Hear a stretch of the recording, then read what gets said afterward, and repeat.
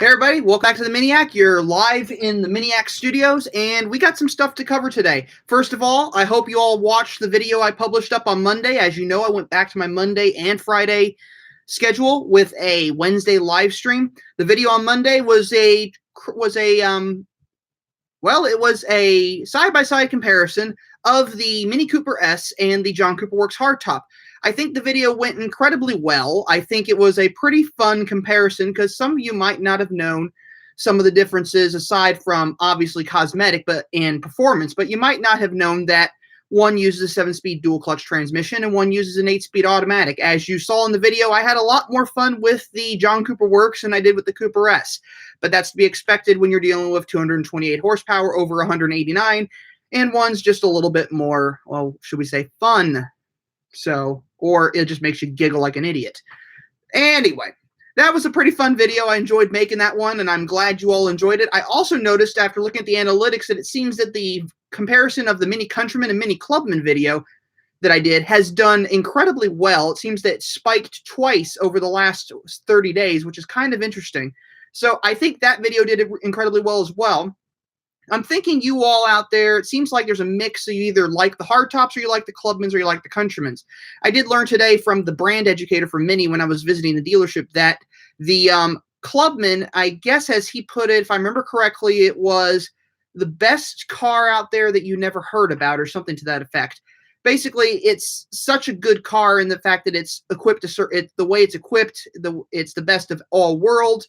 But no one really thinks much of it when they go out and shop for a car. They look at it and they think, oh, the proportions are off and so on and so forth. The car is about the same size as a Volkswagen Golf. The reason why it might look longer than a Volkswagen Golf is because Mini's characteristic put the wheels at all four corners. The result is you have a much longer looking car than you would with the Volkswagen Golf. So if you put them side by side, they will definitely look different. That being said, the Volkswagen Golf is about the same height as a Mini Countryman, and most people think of the Mini Countryman as an SUV. You put it next to a Volkswagen Golf, and you suddenly start to realize that it's not quite as big as you thought it was. It's more of an optical, it's almost an optical illusion in the styling. So that was kind of an interesting thing to learn. I learned quite a few other things about the Mini brand. Some stuff I am not going to repeat because I don't necessarily know how to put it into a video, and it's largely has to do with the driver aids that are available on the cars. I'm not exactly sure. I know that I think if I remember correctly, the Countryman and the Clubman, if they're equipped with the driver assistance package or something to that effect, the car will actually, if you have the adaptive cruise control, dynamic cruise control, whatever you want to call it, I think it's designed so that it will slow down and even stop the car if you have a car in front of you that does the same exact thing, but I don't think it works the same way in the hardtops. I also learned a little bit of thing about the navigation systems and all that cool stuff. So it was kind of an interesting thing to learn. It did kind of make me appreciate the F54 Clubman just a little bit more. Now, as some of you possibly saw in a post, the manual transmission has been confirmed that it will be returning like I thought. They can now start to order the cars from the factory, I believe, this month, with an earliest availability of March. So March 1st, I believe, is when you can actually, as a customer, order the cars. But currently, I think they can actually start ordering them from the factory this month. And the reason why that works that way is because I think it has to do with the inventory for the cars. They want to get the manual transmission ones onto the lot, and it usually takes about 2 months to get a car from ordering to finished and shipped to arriving at the dealership. So it takes about a 2-month period for that to happen. But manual transmissions are coming back. The cars they will be available on. They will be available on the Mini Cooper convertible hardtop and 4-door hardtop, the Mini Cooper S convertible hardtop and 4-door hardtop, and the John Cooper Works 2-door hardtop, the front-wheel drive Mini Clubman S or Mini Cooper S Clubman all four. I'm sorry, not all four. Forgive me for that. The front-wheel drive Mini Cooper S Clubman, and if they are going to do it, the front-wheel drive Mini Countryman, Mini Cooper S Countryman. Unfortunately, they are not going to be bringing back manual transmissions for the all-wheel drive systems, and they're not also bringing the manual transmission back for the JCW convertible. That has largely to do with take rate, and I guess they sold more automatics in those cars, which is kind of a shame because I think the manual transmission with the convertible is a pretty fun setup, and I think it's a very fun setup with the all four systems. So unfortunately, we will not be seeing that transmission back with some of those cars, but we are getting the manual gearbox back, and it's going to be phenomenal. It's going to be great to have it back, and I'm looking forward to it. Some of you knew. Oh, I'll get to you in a second. Some of you might have known that I did a little thing where I found that the engine that's in the John Cooper Works hardtop and convertible is a B46. I found out why. It has to do with emissions, and it has to do with the UK. The UK installed a new particulate filtration system in their cars. This resulted in them necessitating a super low emissions vehicle. The US market was the only market that was still using the B48 in the John Cooper Works hardtop and convertible. They are now in line with the UK market, no longer using the B48 engine in the John Cooper Works hardtop and convertible. They are using the B48 in the JCW Clubman and Countryman, but they aren't doing it in the hardtops anymore. So the engine in that, I think, is called a Sulev. It's an ultra low emission vehicle. It still has 228 horsepower. It still has 236 foot-pounds of torque. It's basically the same engine. They're just using the more fuel-efficient one. Conversely, that also means that the B48 Dine-In tune, if you were to install it, will not work on the 2020 models. But the B46, I'm thinking, just might. I'm not sure yet. We're going to have to test that and find out at some point.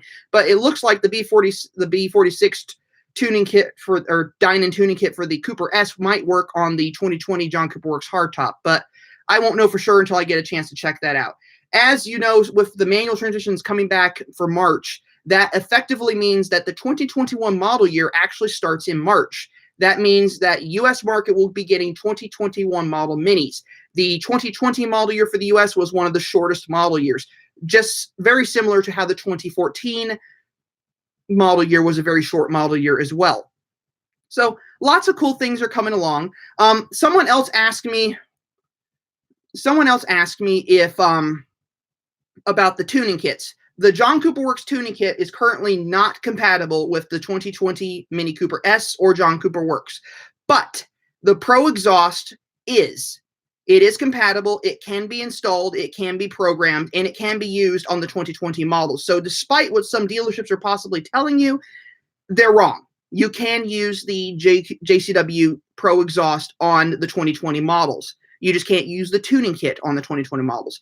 So with all that information out there, I'm going to get to the questions over here. So IMNNO, did you see Scotty's new vid, clickbait titled, "I just found the worst car to buy"?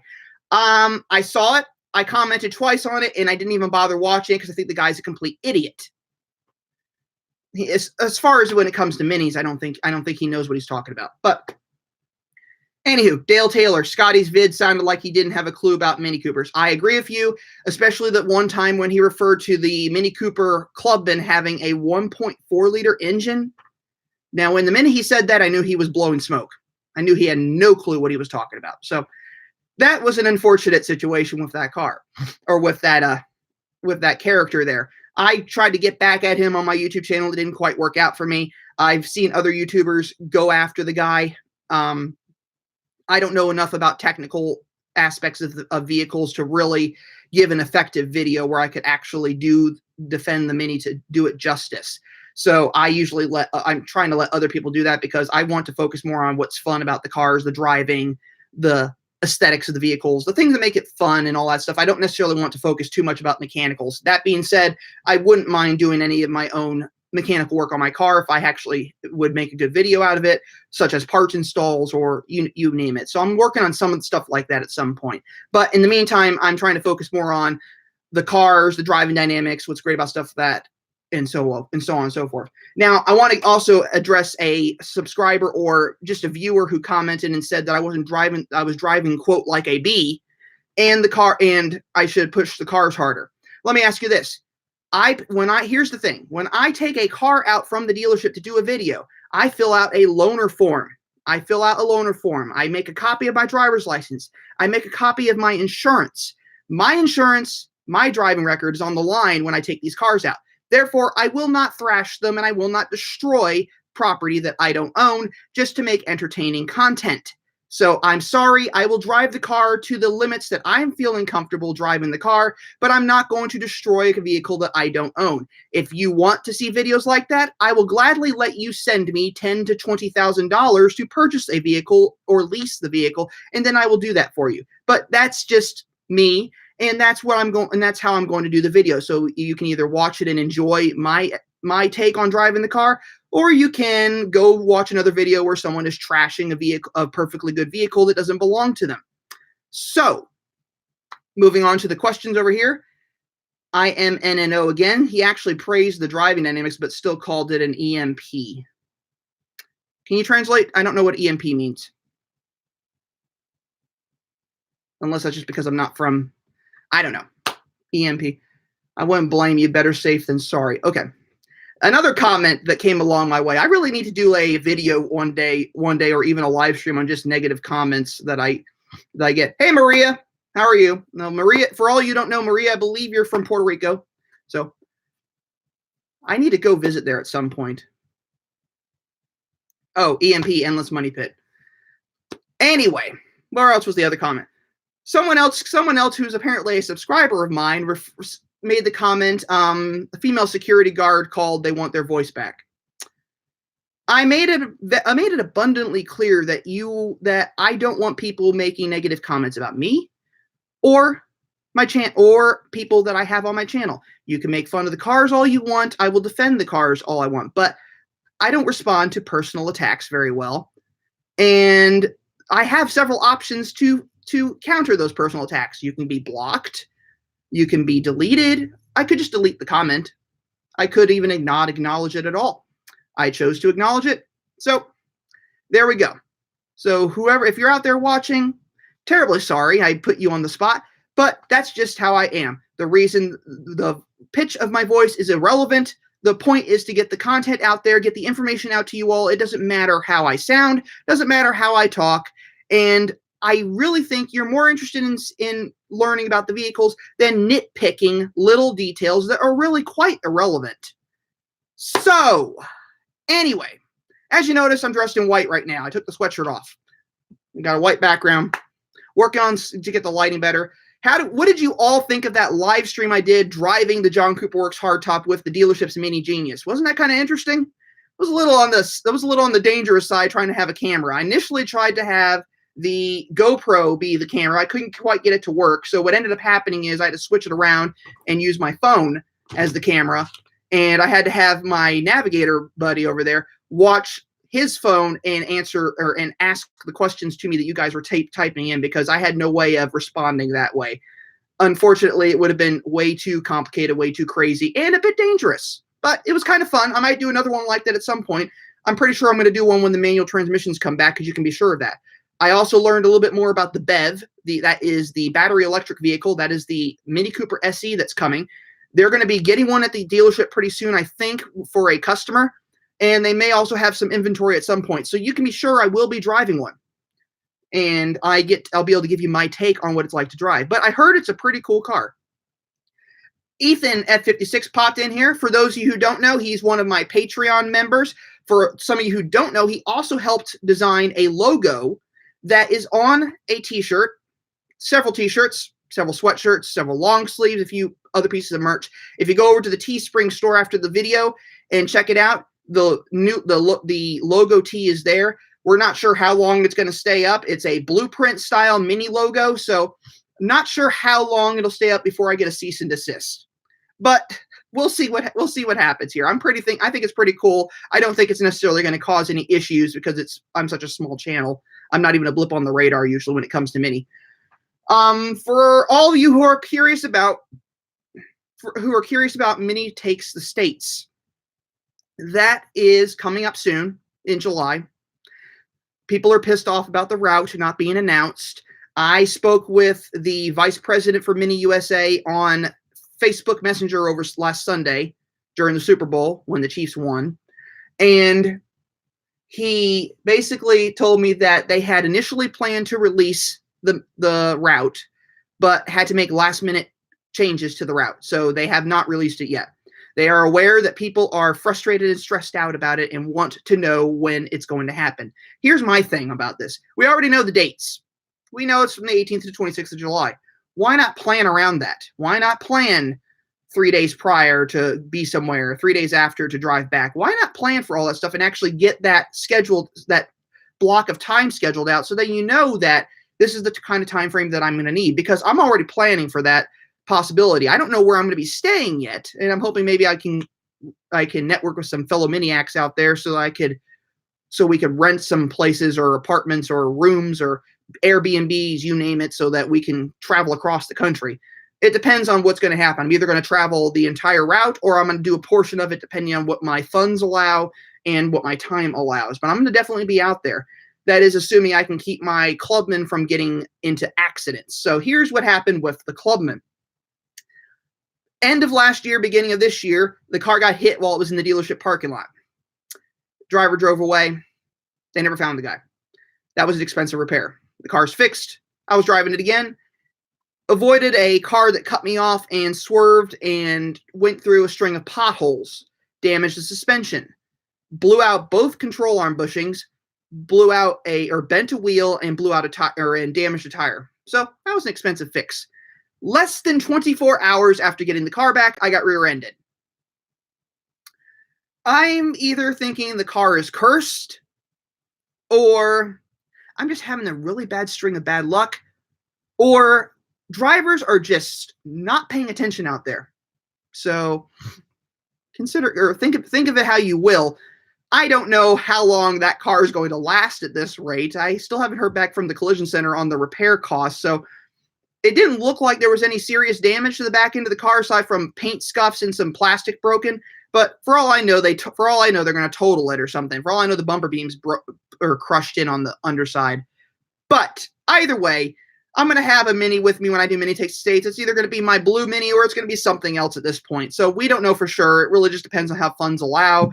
And it depends on if I need to get a new Mini, if I want to get a new Mini, if it even is necessary for me to get a new Mini. But we'll see what happens. And Mini Takes the States is going to be phenomenal. I'm not sure where it's going to go, but I'm hoping it maybe they consider putting it through Kansas City. Call me crazy. I think that'd be kind of fun.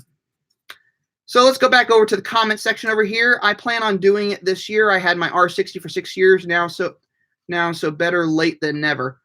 I've been driving Minis since 2011, and my first Mini Takes the States was 2018, and that was right after my car accident where my Cooper S JCW was totaled. So that was my first Cooper S JCW, not the gray race car, but the dark brown or iced chocolate 2013 Cooper S JCW that I had that I really loved. That car got totaled March 2018, and I went on my first Mini Take the States July 2018. So not too long after that accident. So I went straight to Keystone at that point, but it was still fun. I still enjoyed it, and I'm hoping to get to do some interviews again this year like I did last year. I heard a rumor that the folks from Plant Oxford, are going to be back, so that should be pretty cool. Don't know if Charlie Cooper is going to be back or not. There's a very good chance he might. I mean, last year was the 60th anniversary of Mini, so that could be an interesting thing. We don't know yet. It's going to be kind of cool to see what happens for Mini Takes the States. What else is going on? For all you know, the UK has officially left the European Union, and I did a video on that. That's going to be on Friday. It's going to be a bit starchy in the news. It's more of a news type piece. My opinions on the whole matter. I tried not to get too far into politics. Try not to ding the brand too much. I didn't really ding the brand at all. I just talked a little bit about price, and it comes down to price. The cars could get more expensive with regard to tariffs and so on and so forth. So it really is. We're not sure what's going to happen with the Mini plant in the UK as far as Brexit is concerned, but we'll see what happens. And for all we know, things will be fine and not be an issue. But even if they aren't fine, there's still another plant out there that can build all the Minis. So even if they close down the Oxford plant, which I don't think they're going to do, but even if they did, you can be sure that they will still be producing Minis and we'll still be getting Minis.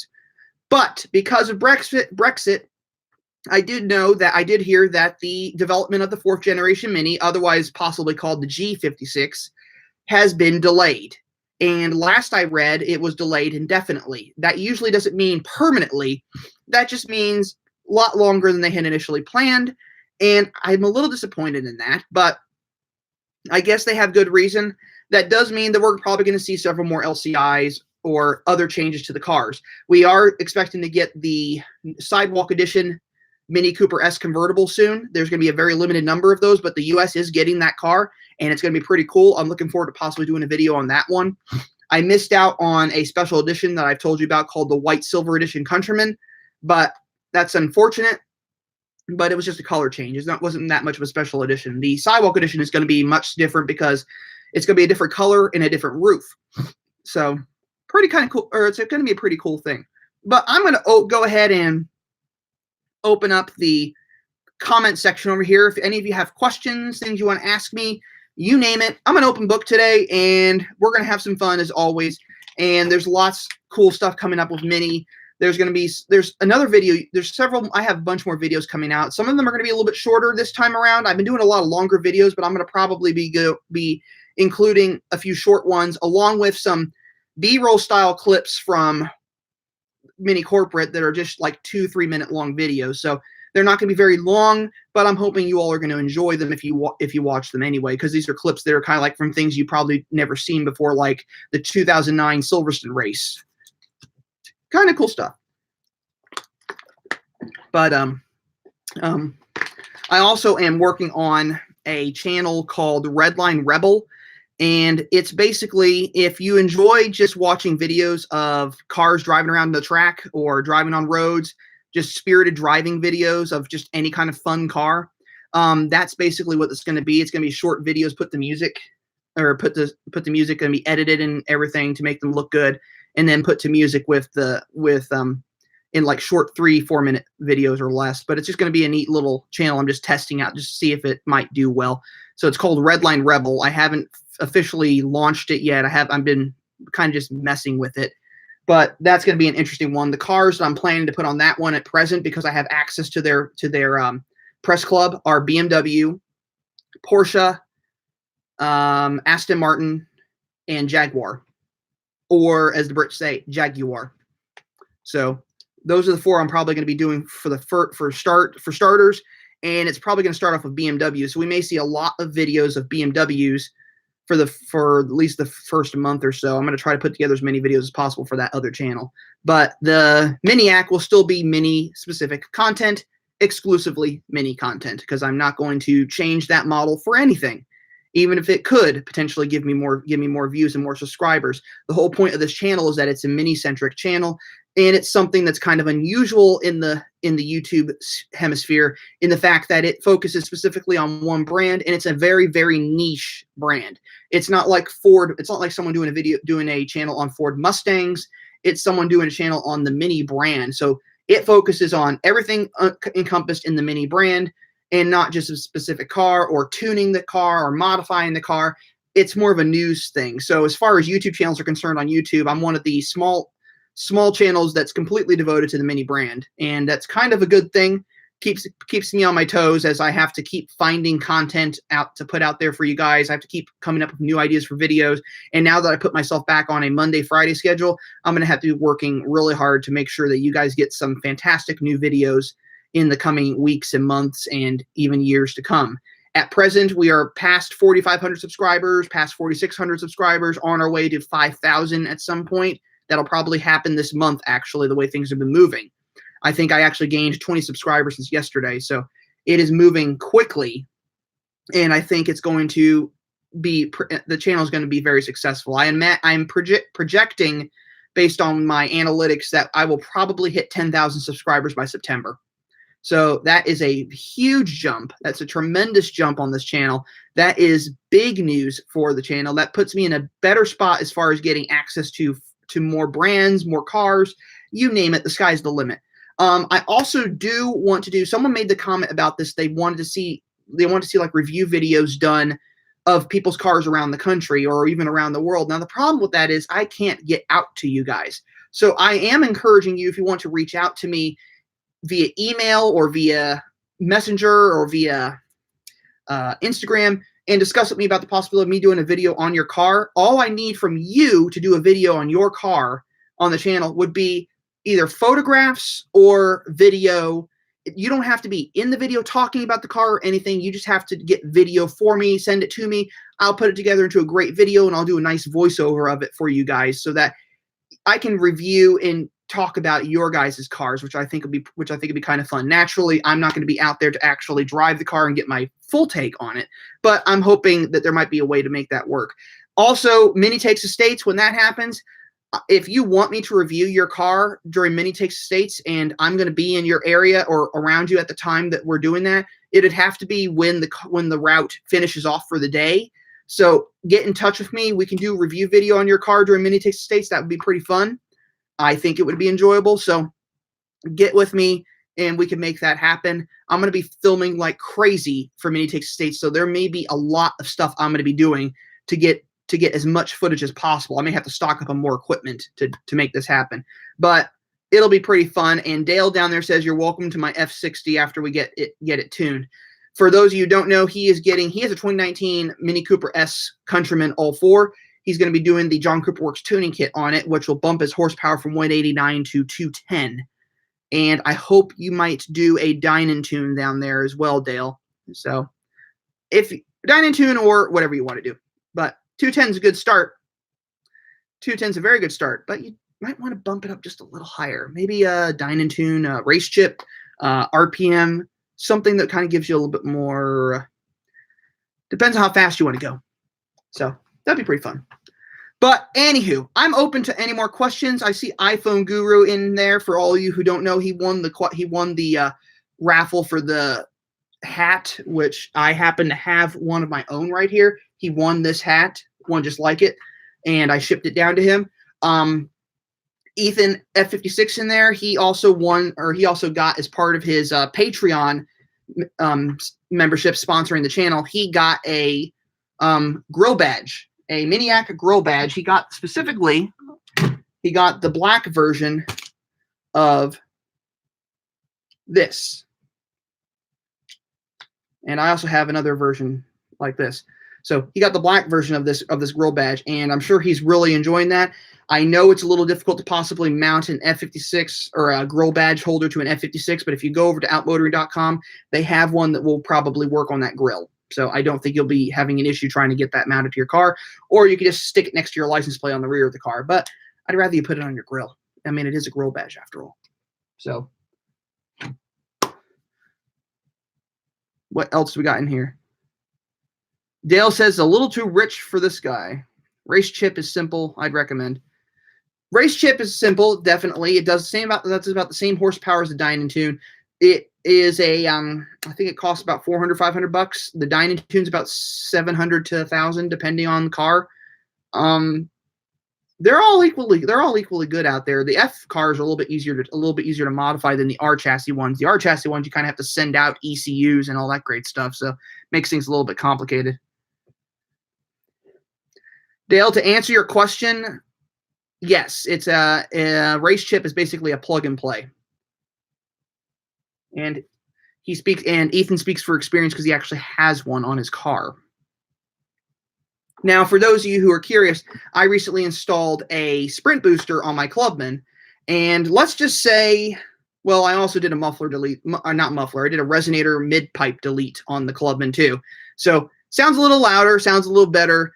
Gave me about 5 extra horsepower, and then the sprint booster on the car that I got from a subscriber is incredible. Let's just say the Clubman now drives like my old Cooper SJCW that I sold. It's complete bonkers.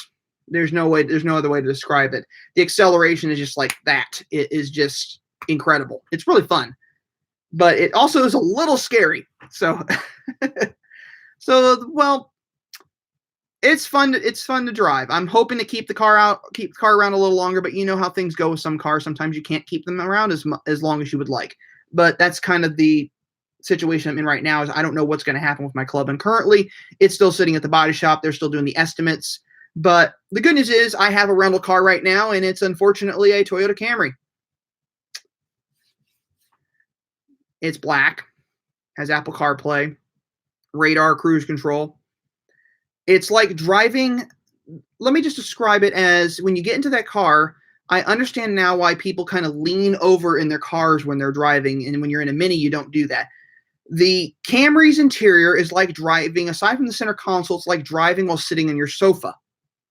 It's very comfortable, very cushy, and that's about it. It's a almost full-size sedan, and it's incredibly slow. It's a 4-cylinder. But it's good for what it is right now, and I needed a car, and the insurance for the guy who ran into me covered a rental car. So I got a rental car. So that's good news. But I'd rather get back into my Mini sometime soon, or at this rate, I'm going to be getting into another Mini if I can help it. I'm trying to avoid having to buy another new car, but if this keeps happening, I'm going to have to just do it because I'm just getting tired of getting into little mishaps without even trying.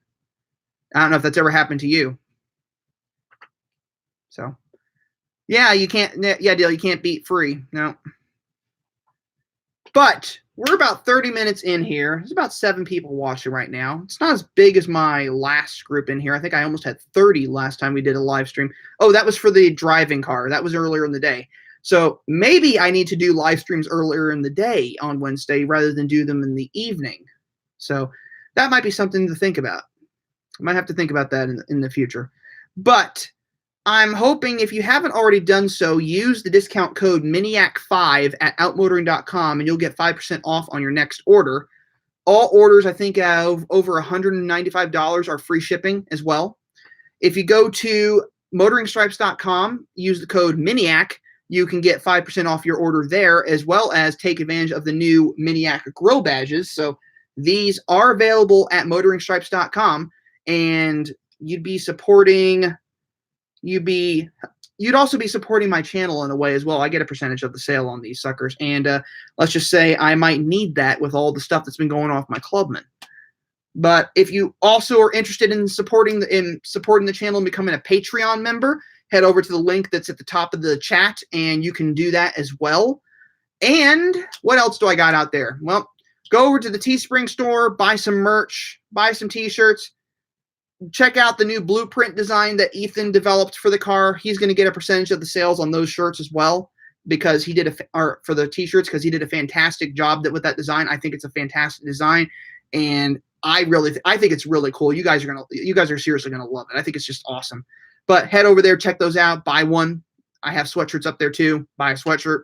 I think I actually even have cell phone cases too. So you never know. But it's about 8:32 p.m. Central Standard Time, or Central. I think it's Central Standard Time. Whatever. It's 8:32 p.m. where I am right now. So that's 6:32 p.m. in the West Coast, 9:32 p.m. on the East Coast, and 7:32 p.m. in Colorado. If any of my friends at the Mini 5280 Club are watching. So what's the link for those? I missed it. Let me get that link for you, Casey. If you're asking for the Teespring store, that is right here. If you're asking for the Patreon, that is the next link that's coming your way. If you're asking for motoringstripes.com, that is this one right here. And if you're asking for my sponsor, that is outmotoring.com. And their slogan is Mini Performance, Speed, and Style. It's outmotoring.com. So they are also the sponsor of the famous White Roof Radio. And in fact, one of the hosts of White Roof Radio is the owner of motoringstripes.com. So pretty cool stuff. Lots of neat stuff out there. Lots of neat merch around. There's new shirts and everything I've been working on. So with help of Ethan there, we got a new design for the shirts. So we'll see how that goes. With regard to the Motoring Stripes, there's lots of stuff going on there. The 5% discount could help you guys if you want to get some grill badges, get some Mini Takes the States stuff, because I have a Mini Takes the States badge around here somewhere, and I think I have it stacked under something. But there's that as well. There's also stickers and decals and everything. I'm going to have my car kitted out for Mini Takes the States as well, so you're going to be able to recognize it. But assuming I still have the kite blue John Cooper Works Clubman, be looking for that car at Mini Takes the States, and be looking for sometime in the next couple of months, I'm going to actually do a full-on, more in-depth review video of my Mini Clubman, because I had never actually done one. So never done a real full in-depth one like I should have done. So you'll get to see that eventually, and I'm hoping you're all going to really enjoy that as well. But the video coming up Friday is the video on Brexit, talking about Brexit and what it means for the Mini brand. It should be interesting. It might be a little controversial. I don't really know. It might piss people off. It might not piss people off, but I was very careful of how I tailored it to make it not come off as very harsh or very critical. It's just it is what it is kind of deal. It was a green screen video, so I actually filmed in front of my green screen again. So this backdrop behind me, I have a green screen for it as well. So anyway, I'm going to let you all go. I hope you all have a fantastic morning, afternoon, or evening, wherever you are in the world. And as always, I'm going to remind you all before I leave that life is too short to drive a boring car, so drive a Mini. I will see you all at the next live stream. Enjoy Friday's video. Enjoy Monday's video. And we'll see you next Wednesday. So see you all later.